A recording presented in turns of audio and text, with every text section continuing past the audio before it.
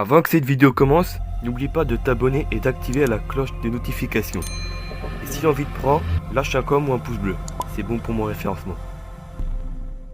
Bonjour à tous et toutes, aujourd'hui c'est ma première vraie vidéo YouTube, donc j'attends vos critiques et vos commentaires avec impatience à la fin de la vidéo.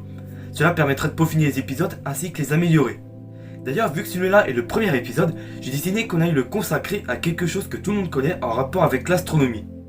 Et du coup, bon, vous avez vu le titre de la vidéo, aujourd'hui on va parler du système solaire, donc commençons cet épisode sans plus tarder.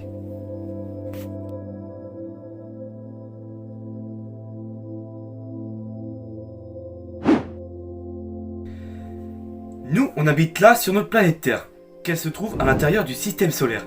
Et le système solaire se trouve quelque part à 25 000 années-lumière du centre de la galaxie, à l'intérieur du bras d'Orion. C'est ici là. Bref, revenons à nos moutons cosmiques.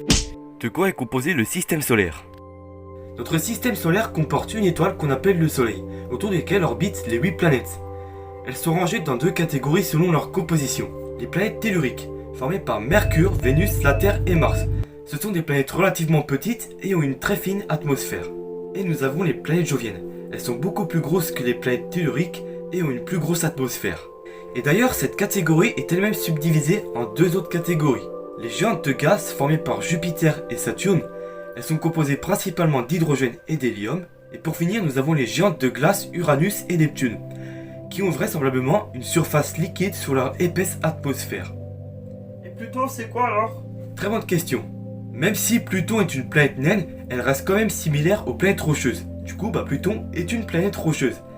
Bien évidemment, cela est valable aux autres planètes naines ainsi qu'aux satellites. Tiens d'ailleurs, parlons-en des satellites. La transition. Quelle planète possède des satellites? Alors désolé Mercure et Vénus, mais vous en avez pas. Du moins, on n'en a pas encore découvert pour vous. Par contre, Jupiter et Saturne, elles en ont respectivement 79 et 82 chacune. Uranus en a 27 et Neptune en a seulement 14. Mars, elle en a 2, Phobos et Deimos, et nous avons qu'un seul satellite.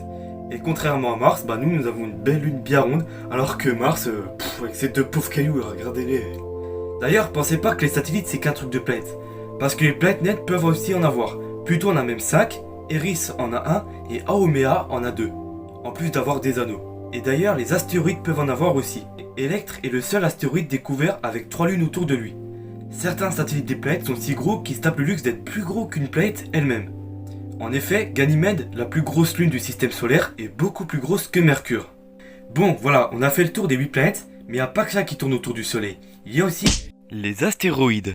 Certains orbitent entre les planètes, voire même avec, ce sont les astéroïdes troyens, et d'autres orbitent chaotiquement. Elles sont pas dans le même plan que les planètes et sont carrément excentriques. Mais la majorité des astéroïdes se concentrent dans deux endroits. C'est les ceintures d'astéroïdes. Il y en a une entre Mars et Jupiter. C'est la ceinture principale. Ces astéroïdes sont principalement composés de silicates et de fer. Et il y a une deuxième ceinture d'astéroïdes derrière Neptune. C'est la ceinture de Kuiper. Mais contrairement à l'autre ceinture, les astéroïdes de celle-là sont composés de glace. Ce sont les comètes. C'est d'ailleurs là-dedans qu'on trouve toutes les planètes naines à l'exception de Cérès qui se trouve dans la ceinture principale.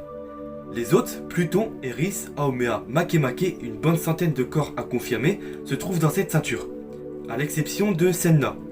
Son orbite est tellement excentrique que les astronomes pensent que cette planète naine vient du nuage de Oort. Tiens d'ailleurs, parlons-en du nuage de Oort.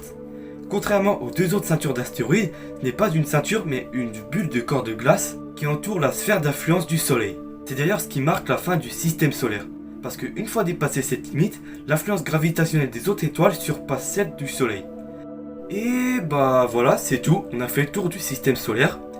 Je compte faire par la suite une vidéo sur chaque planète, sur chaque astre du système solaire, à l'effigie d'une série de vidéos de 12 parsecs. Je compte sur toi pour défoncer la barre des likes, abonne-toi et active la cloche de notification, et si t'as encore soif d'astronomie, viens me suivre sur TikTok et sur Instagram. Mais avant, attendons que le voile se dissipe. Ce sera alors une occasion de contempler les étoiles.